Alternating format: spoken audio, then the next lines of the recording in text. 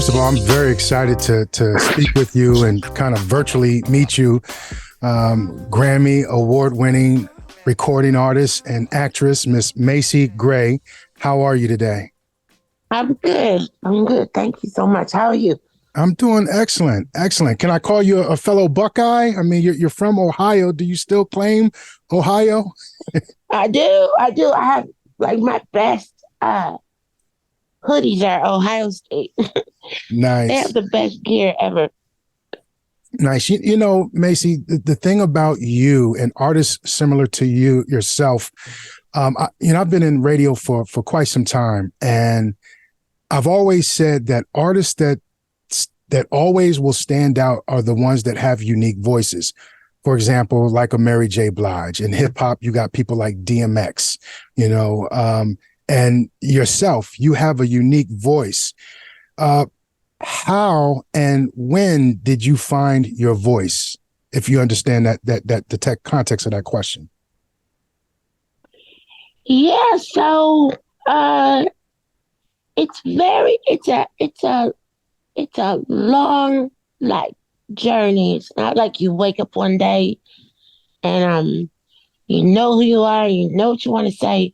I mean you do, but it also evolves, as you get older and as you have been around more and you know more about music and you're learning and you're growing up, so it all your perspective changes, your voice changes, the things you want to do change because you learn about other things that are possible. You know what I mean? Mm-hmm. So I'm still growing up musically and as a person, and so hopefully where I'm at, like 10 years from now, I'll be, way far ahead of this.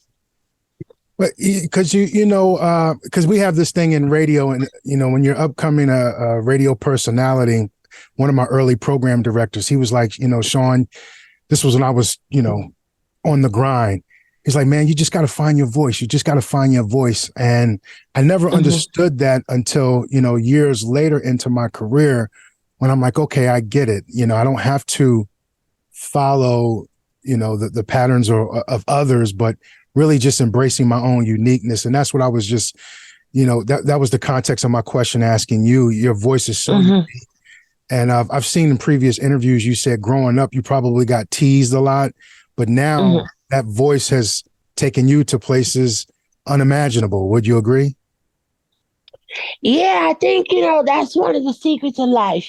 People think if they're different or if they have a different opinion or if they look different, then they're somehow cursed or outcast, But it's really, that's the thing that you can cash in usually is the thing that's kind of off about you, because nobody else has it. So right there, it has tons of value, if you let it, it can do all kind of things for you. Absolutely. So take me through your writing process. Your career. I was reading about you earlier. You kind of partnered up with a songwriter and just was putting out songs for fun when you moved to LA. What is your writing process like? Do you write before you hear music, or do you hear music and get inspired and then write? What is your process? Both. I've written with a lot of people at this point, so sometimes you'll get a track or they'll have some music and you just write to it. That's just basic, but most of the time I'll hear melody in my head or I get a lyric in my head and then we turn it into a song. But there's all kind of ways. I know some people like Babyface was telling me he gets up at 10 a.m. and he writes till 6, like a day job, like that's it, and he does that every single day, which is so awesome, as far as like growing your craft and getting better at what you do. But I tried that. It doesn't work for me. So I just, I'm lucky, like, things pop in my head, like ideas and stuff. I don't know. I can't even explain it. Interesting. Mm-hmm. That's crazy. I never heard that about Babyface before. Very interesting. What else? Any other tips that staple songwriters have given you? Um, let's see. Not really. It's really this wild gift. Like I go in the studio with some of these writers today, and they can write a song in like 2 minutes. Like you play something for them, and they have the lyrics, melody. Like you'll blink, and they're ready to go. And I don't have that. Gotcha. It takes me a while. So, but I don't know. It's just like any other test. Like if you're a basketball player, there's a million ways to Right. be good at it. You can be good in the center or whatever, or on the 3 line. You know what I mean? It Mhm. just really depends on what you're given. Your blessing, and then what you do with it. How you rock it. You know what I mean? Gotcha. So tell me, let's switching gears now. What is your secret to always getting your music licensed in movies? I mean, you got some, your song is a part of the soundtrack of some pretty big movies. How are you able to get that? Is it like do the producers go after you, or is it just something that they'll randomly find and you just end up making the right song for the right movie? Um, that's always like what do you call it? That's like on an individual basis. Some movies they'll do like invite writers to screenings and stuff, and then you'll see the picture, and then you'll send ideas later. Or some movies will specifically call you up, like I want a Macy Gray song right here, and then some people just discover stuff, and they call you and they say, "Hey, we want to put your song." It's pretty wild, but I have been lucky that a lot of my songs were syncable, that they felt like they caught a mood in a film or a TV show. So I've been really lucky with that. I've had a lot of syncs, more than I thought was like. I didn't realize there was a lot of syncs until other singers or other writers told me how many they've done. So I've done quite a bit, so it's cool. Yeah, I hope you're getting those checks every time it airs. Yeah, they're not as big as they used to be, but Right, right, but they're right. all right. Yeah. Now, while we're on the subject of films, I mean, you've have your resume as an actress. Did you take any classes? From my understanding, Training Day was your very first time acting. Yes, in a movie. Yes, that was my first So, first one. what was that experience like? I know it's been many years now, but that's a classic movie. Uh, did Mhm. did you take any classes prior to? What advice did you get with Denzel from Denzel, and what was it like on set with him? Um, it was wild because at first I wasn't interested at all, and Antoine Fuqua was really new, and he was making Training Day, and for some reason he wanted me to be in that part, and I thought he was crazy because I wasn't an actress. I had no interest to be an actress. I had never acted before, so I was like, "Who is this guy? He don't know what he's doing if he's trying to put me in a movie." And then, but he was really persistent. He came to the studio. He came to my house. Um, and then we went out to dinner. And that's when he told me that Denzel was in the movie, because I hadn't really asked him before. I didn't even read the script. I just wasn't interested at all. And so when he told me Denzel was in it, I thought, oh my God, I can get on set and get a picture with Denzel. And that was really my motivation for doing that part.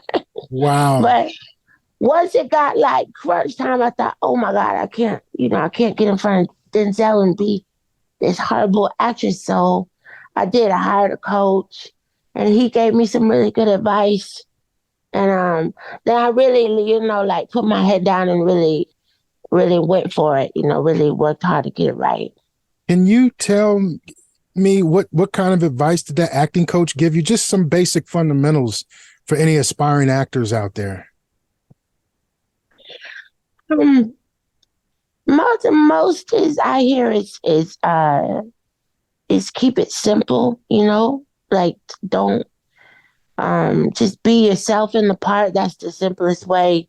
Um Intent is a big, like you know, in a scene you want to have everything about you, from your heart to your soul to your bones to your fingers to your feet, everything is uh is connected and is working and is one thing while you're reading those lines, you know, like as like a character. All of, I can't really describe it, I'm terrible. But everything that you are is all in one place when you're acting. I can't say it like they tell me to say it. I'm so sorry. No, But I get it that's though. the idea. I get it. I get it. I'm an actor as well, so I understand. Um, Yeah, just being present. So you know what I'm talking about. Absolutely. Yeah. Quick story. You know, early in my career, I played an extra in a movie that Denzel was in. So Hmm. I was really psyched. It was um oh crap, with John Hmm. Goodman. It was the movie with him and John Goodwin. Oh Goodwin. yeah. I forget the name, just escaped me. Um, like.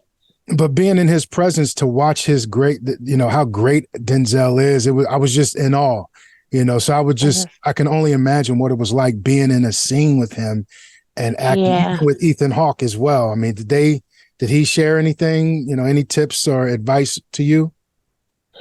Not Ethan. Ethan was really in his party, was totally in character. So was Denzel.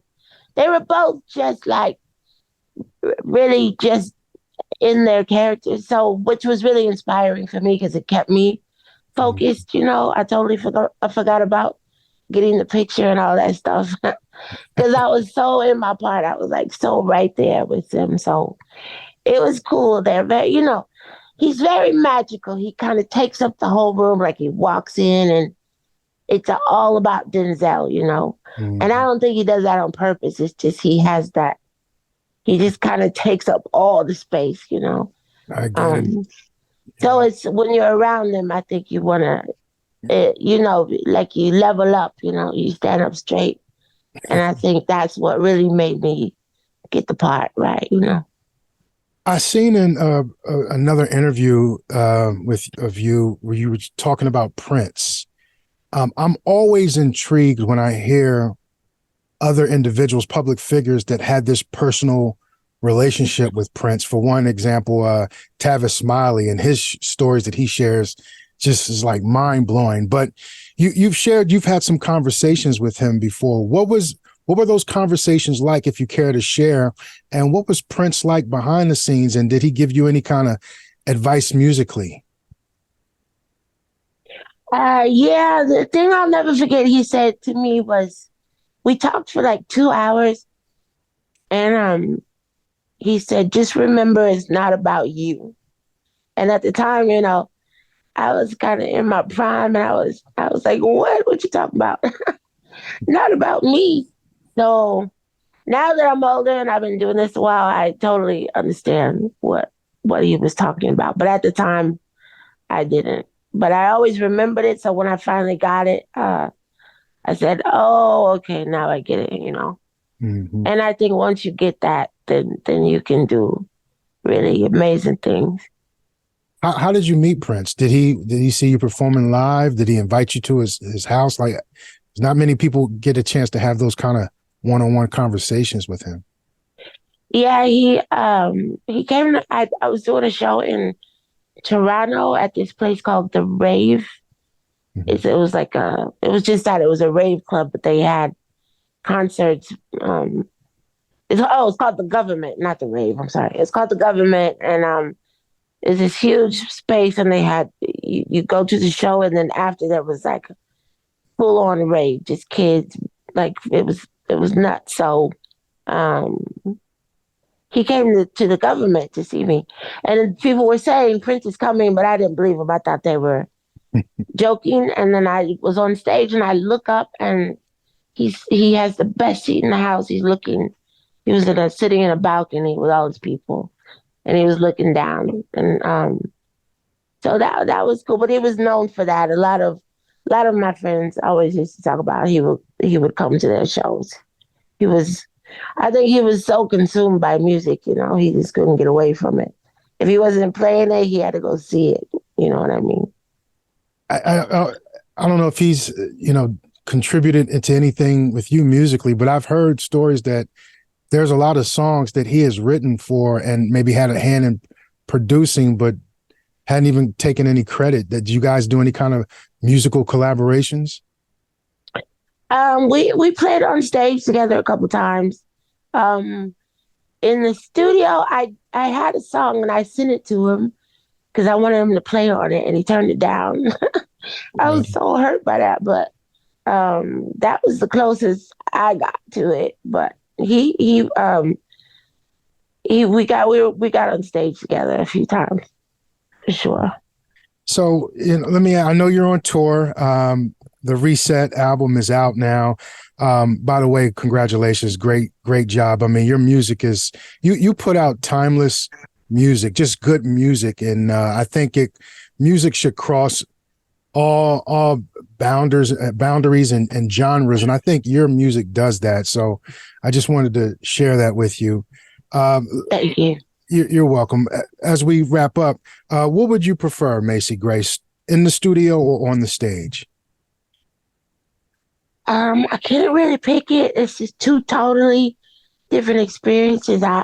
Being on stage is like it's like you get to be Jesus for a couple hours. You're up there and you say, "Put your hands in the air." Everybody scream and they do it. And they Mhm. know all the words to your songs and they're dancing and passing out and making out and stuff. And it's you're up there. And you get to see it all and you get to feel that. And then the studio, that's like just another whole universe. That's like a little cave, and you go in and you're just there. The only reason you're in there is to create, and Mhm. make things. You know what I mean? Make songs, and that's really cool because you don't really get that kind of peace, anywhere else. Like when you're home, the phone is ringing, your mom and your kids are calling. The studio is like, for me anyway, it's just like this little hiding place I get to go to. So I would choose any of them any time of day, You, either you one. you mentioned kids. How are you able to balance motherhood with a successful career like yourself? How are you able to do that with the traveling, the touring, and performances? It's really difficult. It's one or the other is gonna take a hit because you can hire as many people as you want, but you can't replace motherhood for your kids. You know what I mean? They notice, when you're not around, and it sticks, and Mm. they remember it 20 years later. and then um, and then if you want a career, I think in as an entertainer or a singer or actor or whatever, that's a 1,000%. Get up every day, and everything you do is about that. You know what I mean? So Mm. um, and if you want to be a good mother, you got to do the same with your kids. So it's very difficult. And yeah, I don't think it's anything anyone can do by themselves. Mhm. But you just kind of figure it out as you go. So, Macy Gray, you've been at this now for a couple of decades now. What do you see in your future? Any residencies in Las Vegas, or are you just going to continue to make music and tour? Any new film projects as well? Yeah, we were just about to shoot a new film I that I'm doing, but then the strike happened and everything slowed down. It was slowing down before because everybody was talking about the strike. So Mm. um, I guess that's on hold. But I'm going on tour in the fall. At the end of next month, I'm really excited about that. And what else? I'm doing a musical. Um, Nice. I wrote a musical that also slowed down, but um, that's like the big thing that I haven't done yet. So I'm really excited about that. And I'm gonna keep making records, and I'm just doing my thing. I mean, I don't know, like everybody else, I want to be a billionaire and marry the perfect person and all that. But I'm having fun in the meantime. That's We'll good. see what happens. Uh, um, uh, you've traveled all over the world. What's some of the biggest what's some of the countries that you have the biggest response to that comes out to see you? Mostly the UK, and I mean we do well overseas. I do better overseas than I do here. Like I go and I play much bigger venues Mhm. overseas. My favorite place, okay, is Spain, and you got to go to Portugal. Nobody talks about Portugal. That is one of the best places I've ever been. Why? Why? Countries. Um, it's just you got to see it. It's first of all, it's beautiful, and there's just a vibe there that I've never seen before. It's I can't explain it. You got to go. It's not like anywhere else that you'll visit. You got to go to Lisboa, and they have a town called Porto that's really really awesome. Yeah, I'm looking at all your tour dates on your website, MacyGrayWorld.com. Ladies and gentlemen, the Reset Tour 2023. I mean, you're in the UK for 3 dates. You're in Paris, France, Belgium, the Netherlands, Germany, Poland, Austria, Italy, Switzerland. I mean, that's amazing. Why do you think that? And I know I said I'm wrapping up, and this is my first time talking to you. Hopefully we could do it again. But why do you think you get such bigger audiences overseas than you do in the States? Um, I've been asked that question and I still don't know for sure. I think, I don't know. I think a lot of it is, I don't know. I have no idea. I've always tried to like analyze and figure it out, but I really don't know. I Gotcha. wish I did. Well, listen, Macy Gray, I really Yeah. appreciate your time. Thank you so much for taking this moment to talk to us here in Columbus, Ohio. Listen, let's do it again. Good luck with you on your tour. And Thank you. anything you want to share out there to your fans, any merchandise or anything that you want to promote, go ahead. Oh yeah, everything is on MacyGrayWorld.com. You can follow me at my Instagram is Macy Gray, and I think my TikTok is Macy Gray Official. I don't really do my TikTok. These kids do it for me. But and right now we're looking for openers for our shows for the tour. We're looking for local openers to get on stage and do 2 or 3 songs before we go on. So um Very cool. if you're into that, then you just go on Instagram and post your video, hashtag open for Macy Gray. And then and we'll look you up. Hashtag open for Macy Gray. Well, Macy Gray, thank you so much and best of luck to you. Talk to you soon. All right, thanks so much. Don't have to me, don't have to me, don't have to me, don't have to me, don't have to me, don't have to me.